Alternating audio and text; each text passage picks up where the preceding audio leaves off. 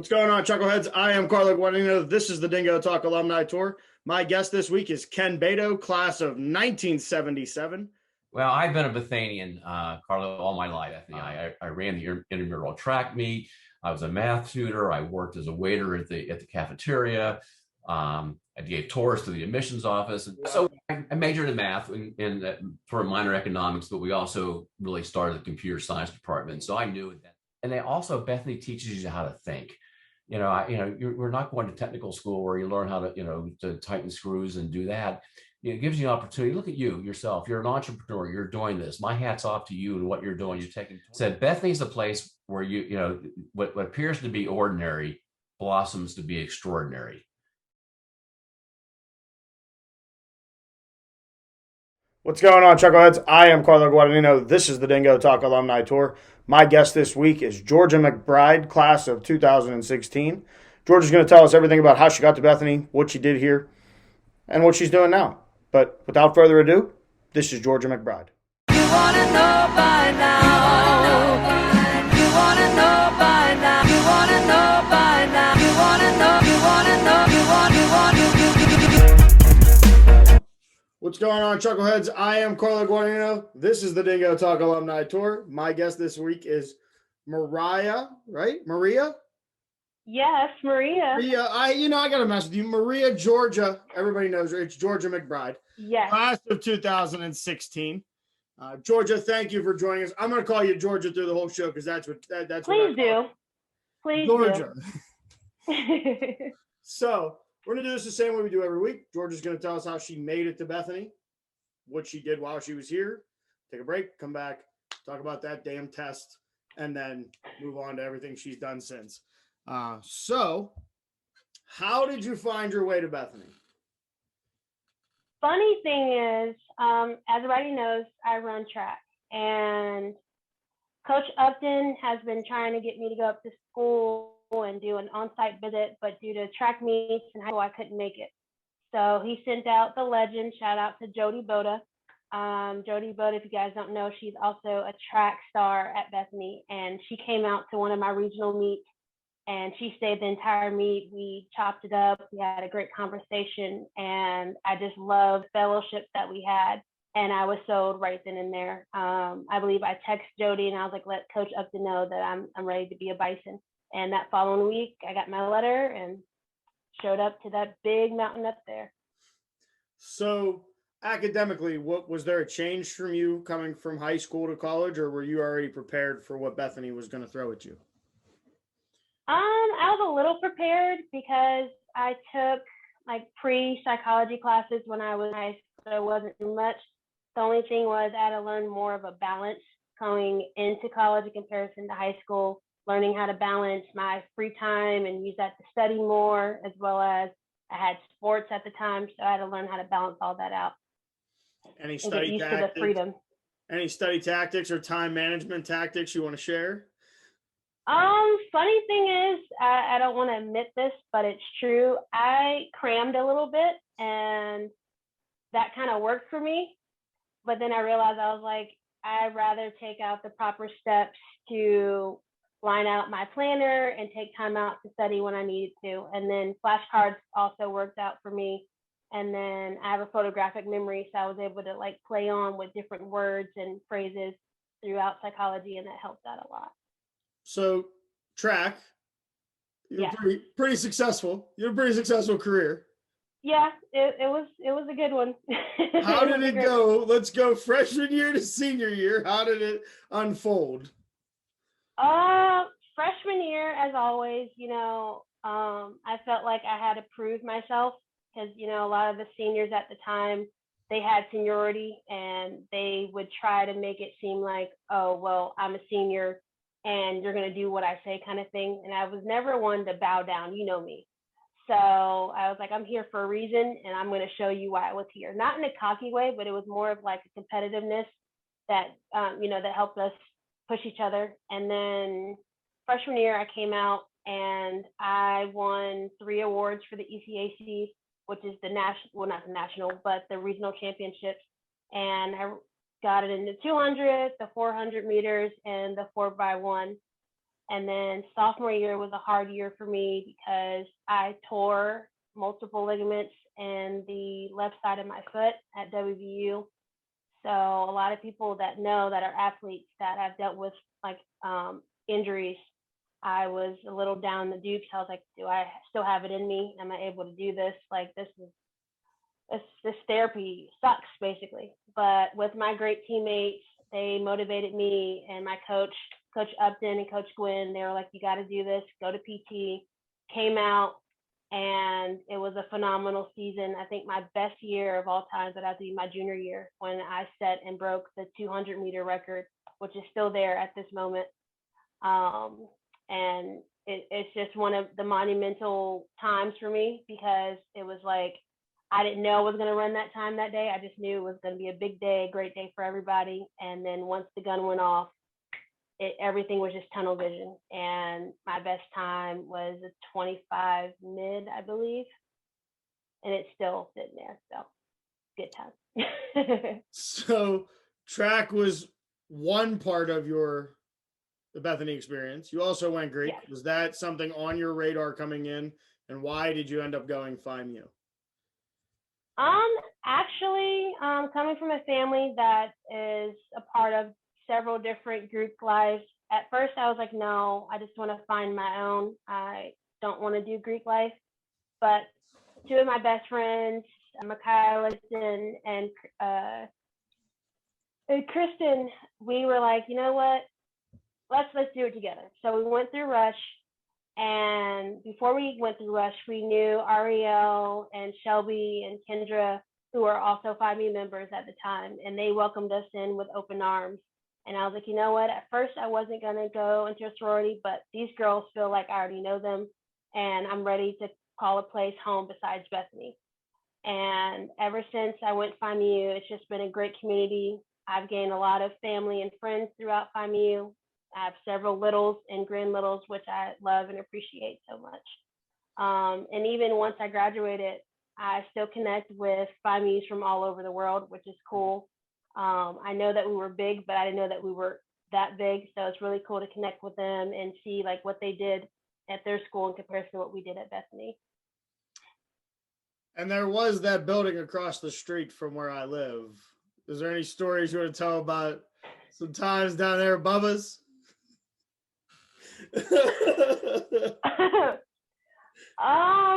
Well, you know, I am the life of the party. So anytime there was a dance battle, I was always in the middle of it. I also have to shout out to you because there was moments where you would call me out if I wasn't doing something. And you'd be like, Georgia, what are you doing? So I had to please the Dingo himself. And but I think Bubba's hands down was one of the greatest legendary places of all time. I wish and I pray that they bring it back one day. Maybe you can be the future owner. That'd be great. That'd be amazing. I think you got it. I think you'd be an amazing owner. The new face of Bubba's would be great. That's a very expensive investment. Let's just leave it at that. That's a very expensive investment. Hey, we got a lot of alumni that pitch in. We have so many memories there. You're not supposed to put me on the spot like that. That's not how this is supposed to go. Is there anything else that you would like to talk about Bethany-wise at your time there that we didn't cover? Anything that you did, experiences, anything like that? One thing that I would have to say about Bethany, and a lot of people that have experienced it know, is Bethany is like a melting pot of so many different people. You go in not knowing anybody, and you leave knowing billions and trillions of people that become beyond just your friends. Some of them are your bridesmaids, or your groomsmen, or your, godparents to your children. And I appreciate every opportunity that I was able to gain from Bethany, and it assisted me throughout my years after I graduated. So. Well, it's a good place. We're gonna take a pause. We're gonna send it to KJ, Kier, and Dunn with Maple Shades Outdoors. If you haven't yet, get on Instagram, maple_shade.outdoors, or hit like on this video right now. Hit the subscribe button. pop on over to his channel, Maple Shade Outdoors. Give him a subscribe as well. But this is Georgia McBride, class of 2016. I am Carlo Guadagnino. This is the Dingo Talk Alumni Tour, and we'll be right back. What's going on, everybody? This is Kieran Dunn, founder of Maple Shade Outdoors. You're currently watching Dingo Talk with my man Carlo. If you're anything like me and you're really enjoying this content, you should like and subscribe his page. While you're on YouTube, you should probably just head over and like and subscribe Maple Shade Outdoors. Check out our page, enjoy some videos, some outdoor content. You might as well hop on Instagram, Facebook, follow us, Maple Shade Outdoors. Now that's enough about me. I'm trying to get back and watch the rest of Dingo Talk, so I'll talk to y'all later.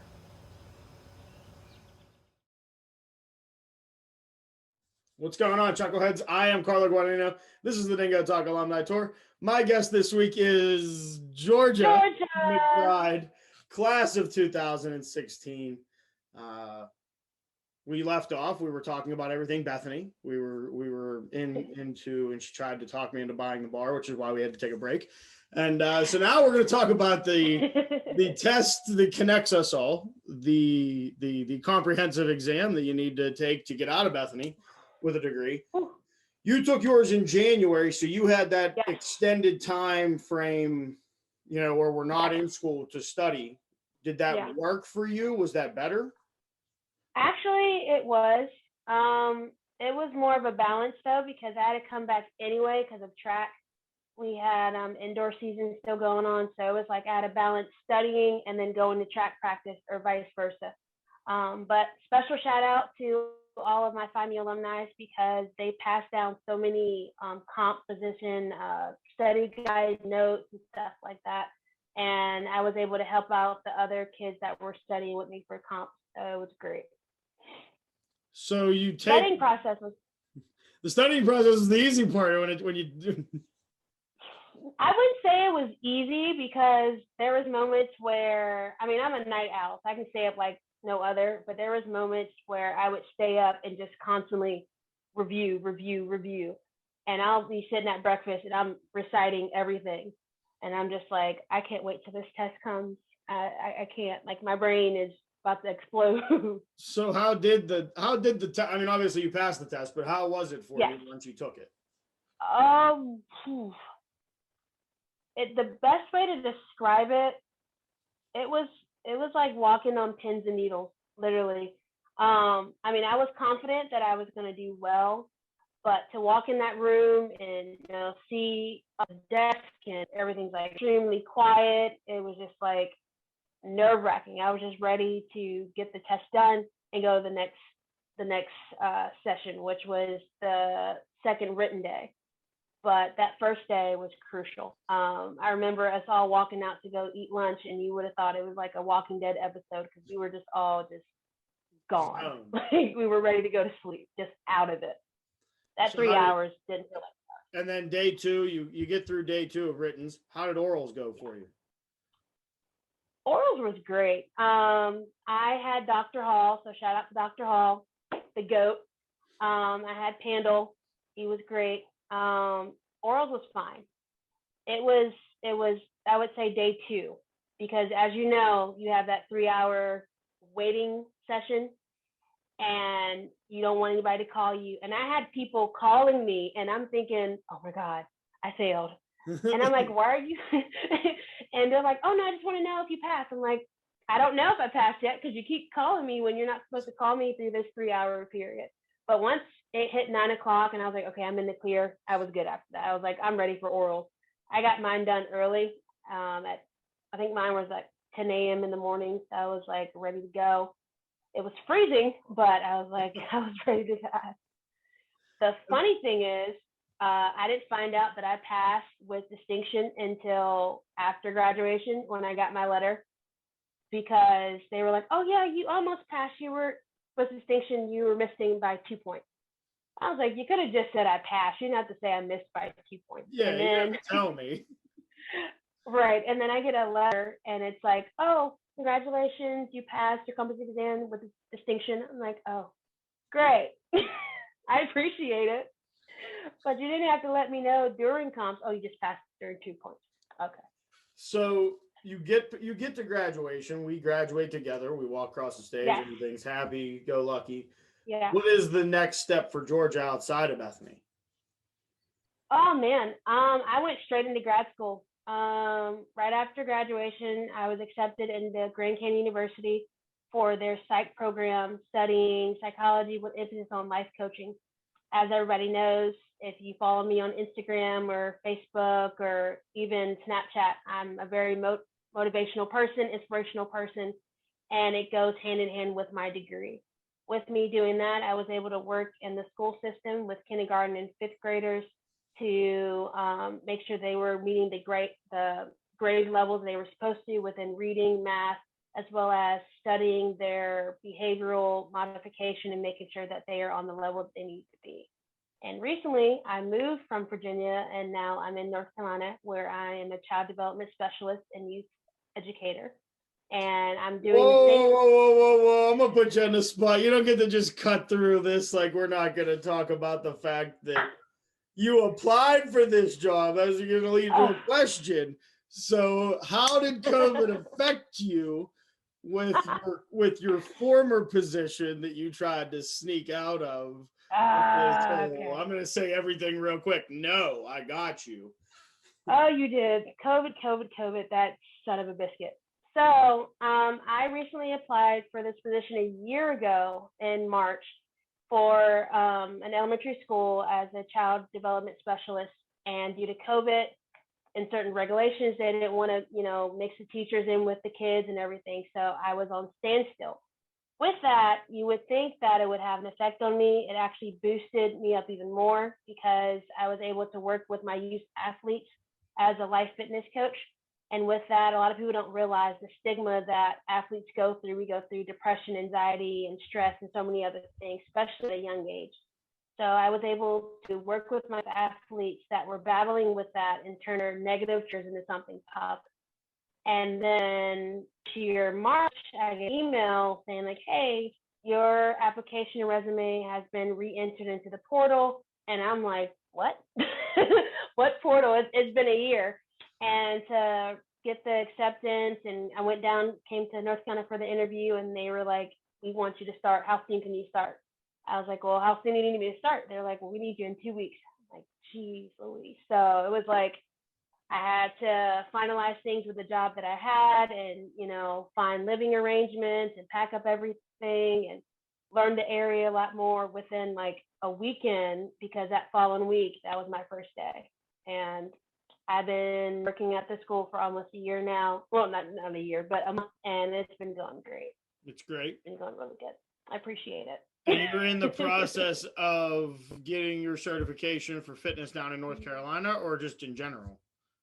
In general. So I'm studying to get my fitness coach certification in international sports, and still triggering with youth athletes, but I want to branch out to other adult athletes and stuff like that as well. So we've come to the final two questions. Okay. The first one. I'm scared. Why Division III? If you're talking to an athlete right now that is maybe not considering Division III, how do you convince them? Why Division III? My whole thing is, you are not just a name on a roster. You actually have a meaning. And I say that with the biggest heart, because my coaches and my teammates and other sports, we were bonded all the time. It didn't matter if you were the starter or the lead runner, we were always connected. And if you want to feel that somebody is giving you home and support, D3 is where it's at for me personally. And I don't regret it at all. I think that was the best decision I ever made. And then finally, why Bethany? Why not? I know that, and you know that, but why? Like I said earlier, Bethany is a melting pot of so many different people, and you don't realize how much you grow each year. And you don't just grow academically, you grow mentally, emotionally, socially, and you catch yourself doing things that you never thought you would do.